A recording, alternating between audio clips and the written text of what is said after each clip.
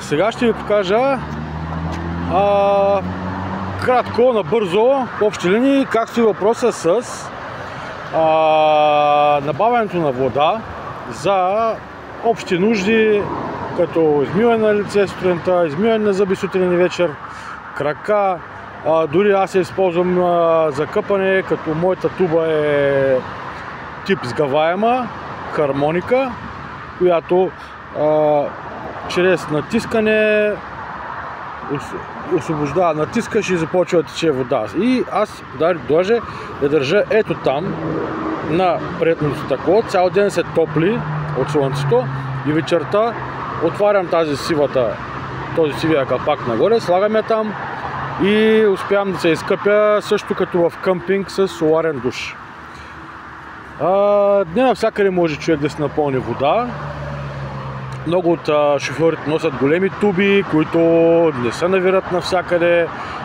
Много от мивките в тоалетните по магистралите са направени така, че да не можеш да пълниш вода с нормална туба.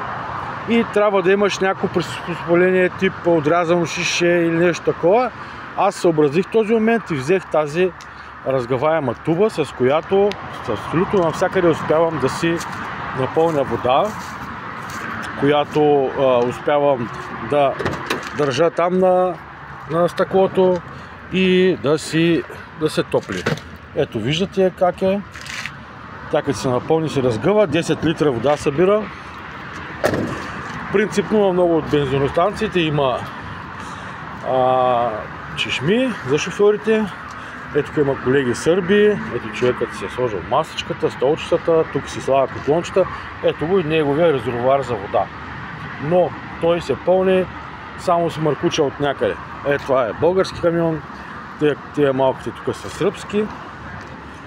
И вчера като пристигах тук, в началото на бензиностанцията видях чешмата, един колега пълнише, това са колеги сърби също.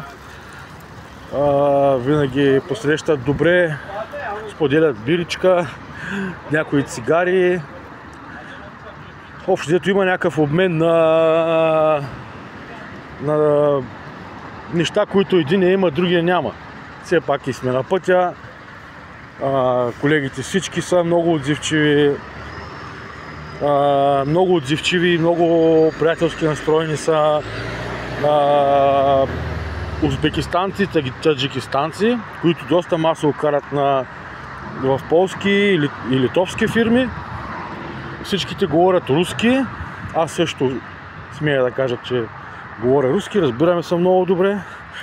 Винаги, когато спра до тях някъде, чувствам малко по-голяма сигурност, между другото. Всички са доста праведни мюсюлмани. По 5 пъти там ли колко пъти, слагат си килимчето, правят си молитвите, винаги си добре дошъл, готвят традиционния пилав, който аз между другото страшно много харесвам. И така нататък. Дори една вечер успях да поговоря с едно момче от Узбекистан, който работи за полска фирма, но кара бусче. И той, боже, като заговорихме за каква музика слуша, момчето като почне да ми пуска едни класически музики, едни такива, въобще нищо общо, нали, човек си мисли за Средна Азия, Таджикистан, Узбекистан и така нататък, на много високо културно ниво беше. Успяхме да проведем доста нормални, смислени разговори, съвсем по-човешки. Той си каза, аз не съм праведен толкова, пуша си, пия биричка. Ето вижте колко са, много са камионите. Аз в момента съм спрял в частта за леки автомобили, но снощи като дойдох нямаше никакво място. Тези колеги около мен също. Понякога се получава така, че когато няма достатъчно място за леките автомобили събота и неделя, някой от шофьорите се обажда в полицията. Полиция идва и почва да ни разгонва. Реално няма къде да ни изгони, освен това ние не можем да прекъснем паузата, която сме започнали да правим, която е по закон и по тахограф, и стига се до някакви там договорки, общо взето. И така. Тук някой колега се е къпал, тече вода. Тук наоколо има доста приятни горички, разгледах, има пътечки. Тук наляво. По-късно малко да премини жегата. В Германия също. Аз миналата седмица бях на 39, а една вечер бях на 7 градуса. Студено. Ето натам има някаква алейка. След това ще отида там да се направя разходка, защото тази пауза от 45 часа, която се прави по паркингите, не стига, че стоиш цяла седмица, седнал на седалката.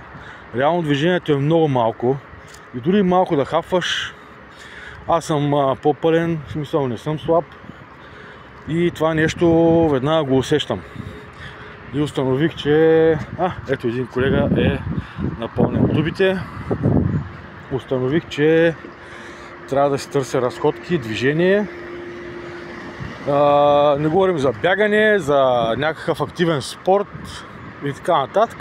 Правя някои леки неща за коремната област, малко лицеви опори, но гледам и да се разхождам.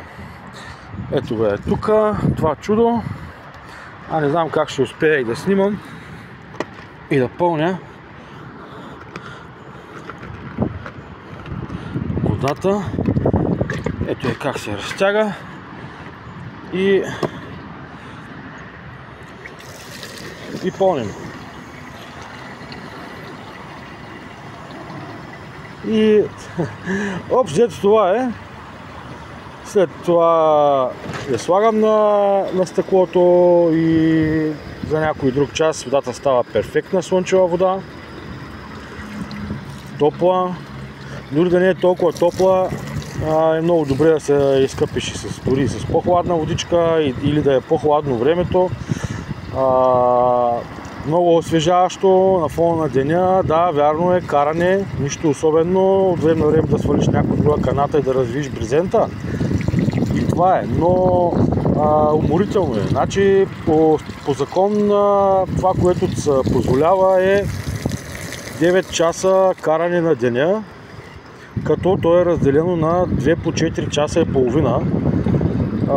Като между двете трябва да имаш минимум 45 минути пауза. Разбира се, с динамичността на работа, на адреси за доставка, за товарене, за разтоварване, времената се получават малко по-различни от това. Но, както и да е, 9 часа днес трябва да си ги направиш, най-малкото да си рентабилен. Иначе горе-долу ставките са едни и същи на товарите и ако не успееш да преминеш километри за време, разбира се, когато обстоятелствата са такива, че има много ремонт, има много задръствания в Германия, тогава, разбира се, както вчера, едва успях да стигна до разтоварния адрес, като даже човека закъсня, ме изчака и не можах да отида да натоваря следващата доставка, която остана за понеделник сутрин. Има обстоятелства, където нямаш никаква вина, има много ремонт, много задръствания, всякакви щуроти. Да речем, че и вчера сутринта в Люксембург, там на центъра, в парка, ме забавиха там хората, които трябваше да ме посрещнат и да ме натоварят. И оттам всичко тръгна назад. Ще опитваме в понеделник да наваксваме. И така. До скоро, приятели. Надявам се днес да направя добра разходка. Скоро успях да се набера ягодки, горски, малинки. Там да е обещаващо мястото, гората. Да мога пак. Ще ви покажа снимки, може би клипове. И така, хубав съботен следобед на всички.